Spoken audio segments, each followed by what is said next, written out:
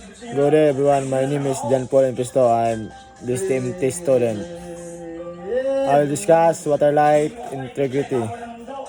Skipping the ship a cell so water cannot enter inside.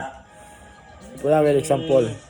First, maintains buoyancy and stability.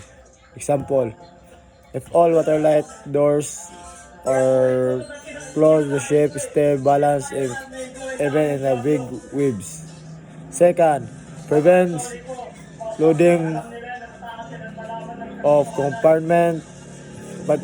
Example, if one part of the ship is damaged, water will not spread to other areas.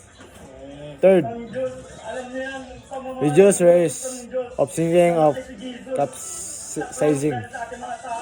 Example, a sail ship and survive a small hull crack without sinking. Fourth, protect crew, cargo, and machinery. Example, engine room stay dry so the ship can keep running properly. Fifth, ensure safety during bad weather accident. Example, during a storm,